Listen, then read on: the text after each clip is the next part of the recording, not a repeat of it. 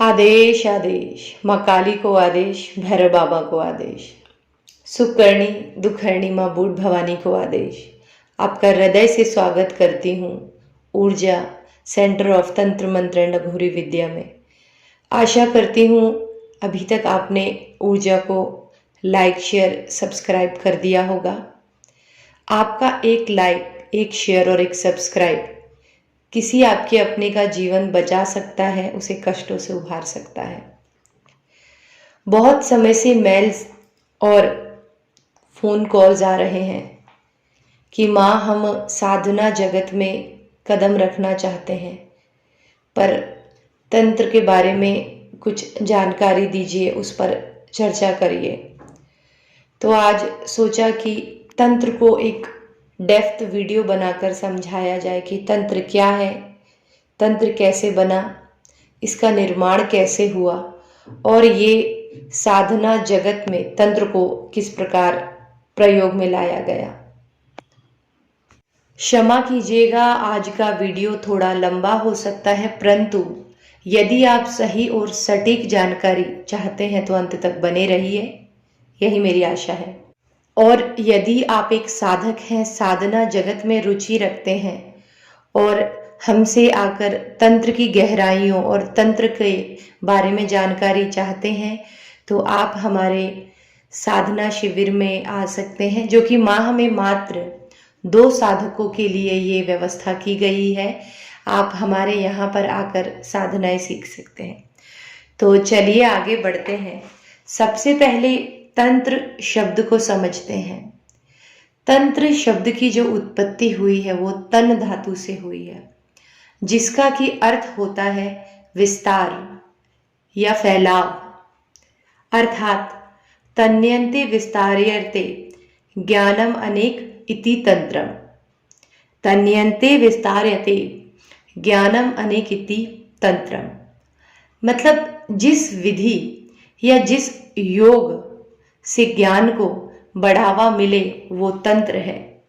और जैसा हम सभी जानते हैं कि इस सृष्टि की रचना, इस सृष्टि के उत्पन्नकर्ता भगवान शिव को ज्योति रूप में जो उत्पन्न हुए उन्हें माना गया है, और उन्हें ही तंत्र का रचयिता अर्थात तंत्र की पहली उत्पत्ति प्रभु शिव से ही मानी गई है। परंतु केवल शिव द्वारा तंत्र को पूर्ण नहीं माना जा सकता। यदि आप तंत्र की गहराइयों में जाना चाहते हैं तो आपको शिव के 2 रूप अर्धनारीश्वर रूप को जानना होगा, अर्धनारीश्वर की महत्ता समझनी होगी। जैसे शिव पार्वती, भैरव भैरवी, उमा महेश्वरी, ये तंत्र जगत में आगे बढ़ने के लिए आपको इन दोनों की जानकारी लेनी होगी, और इनको जानने के पश्चात ही आप साधनाओं की गहराइयों में उतर सकते हैं। जैसे अघोरी क्रियाओं में जब तक एक अघोरी की, एक तांत्रिक की भैरवी साधना पूरी ना हो, उसे पूर्ण नहीं माना जाता। तंत्र को 3 डायमेंशंस में बांटा गया है, वैष्णव मार्ग, शैव मार्ग और अर्थात शक्ति मार्ग। हमें तंत्र शब्द जितना छोटा जान पड़ता है, जितना छोटा दिखाई देता है, परंतु इसका विस्तार उतना ही बड़ा है। अर्थात तंत्र में सारा ब्रह्मांड समाहित है। तंत्र प्रलय है, तंत्र आश्रय है, धन, कलाएं, ज्योतिष, संस्कृत, शाबर मंत्र, क्रियाएं, नग्न, शरीर, मृत्यु, पारलौकिक, पंचतत्व, ये सभी तंत्र में समाहित है। यदि हमें तंत्र को जानना है तो हमें इस सृष्टि को जानना पड़ेगा, और इस सृष्टि को जानने से पहले हमें स्वयं को जानना पड़ेगा। कहा जाता है और कहा भी गया है हमारे शास्त्रों में कि जब कलयुग में मनुष्य लालची हो जाएगा, मनुष्य की बुद्धि क्षीण हो जाएगी, जो अभी आप सब देख ही रहे हैं कि कलयुग में क्या चल रहा है। भाई भाई का नहीं है, पिता पुत्र का नहीं, पुत्र पिता का नहीं, चारों ओर कृतज्ञता, लालच फैल चुका है, और हमें इस सनातन धर्म को बचाने के लिए बहुत ही कष्ट झेलना पड़ रहा है। तो स्वयं शिव के महानिर्माण तंत्र में कहा गया है कि जिस समय कलयुग मनुष्य पर हावी हो जाएगा उस समय तंत्र उसे बचाएगा, उस समय उसे तांत्रिक क्रियाएं, अघोरी क्रियाएं का सहारा लेना होगा, और जो आज हो रहा है हमारी आंखों के सामने।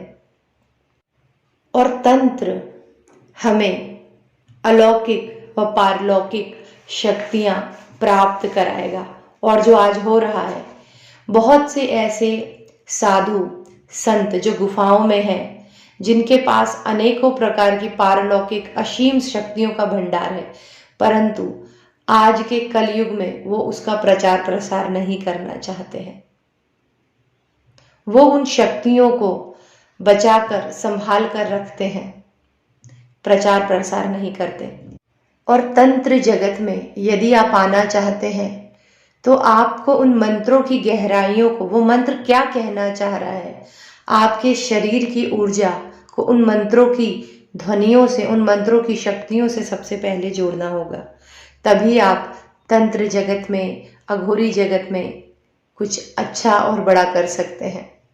तंत्र क्षेत्र में अनेकों प्रकार के मंत्रों का प्रयोग किया गया है। जैसे जैसे भाषाएं, राज्य, शहर बदलते हैं, वैसे वैसे उन मंत्रों का उच्चारण व शब्दों का हेर फेर भी बदलता जाता है। जैसे बंगाली विद्या में उन मंत्रों को बंगाली रूप में प्रस्तुत किया गया है, गोंडी छत्तीसगढ़ी विद्या में उन्हें उस प्रकार से प्रस्तुत किया गया है। तिब्बतीय तंत्र कला की हम अगर बात करें तो उसमें उन मंत्रों में तिब्बतियन शब्दों का प्रयोग व उनके तरीकों का प्रयोग किया गया है, जिसे एक साधक अपने अनुसार, अपनी जात पात के अनुसार उसका प्रयोग कर सके। कई विधियां, कई नियम, कई साधनाएं, जाप की विधियां अलग अलग प्रकार होती है। तंत्र में उन मंत्रों को जागृत करने के लिए कुछ विशेष प्रकार की सामग्री, जड़ी बूटियां, वस्त्र आदि का प्रयोग किया जाता है। अलग अलग प्रकार की साधनाओं के लिए अलग अलग भांति भांति प्रकार के वस्त्रों का, मिठाइयों का, भोग का प्रयोग किया जाता है। कई बार ये साधनाएं तामसिक हो सकती हैं, कई बार सात्विक हो सकती हैं। विभिन्न प्रकार की मालाओं का जाप करना, दिशा बंधन, आसनों का प्रयोग इसमें किया जाता है। शुभ दिन देखकर भी कई प्रकार की तांत्रिक क्रियाएं, तांत्रिक साधनाएं की जाती हैं। और जब आप अपनी साधनाएं पूर्ण कर लेते हैं तो उसके बाद अनुष्ठान का भी प्रयोग इसमें किया जाता है।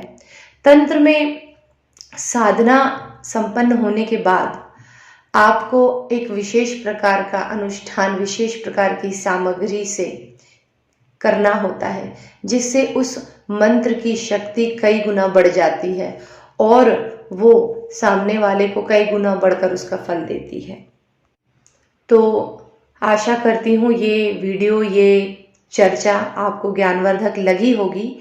आगे हम तंत्र के भाग व तंत्र के मार्गों के विषय के ऊपर चर्चा करेंगे, जिससे कि आप तंत्र की गहराइयों को समझ सकें और हमारे चैनल को लाइक, शेयर, सब्सक्राइब करते रहें, अपने इस ऊर्जा के परिवार को बढ़ाते रहें।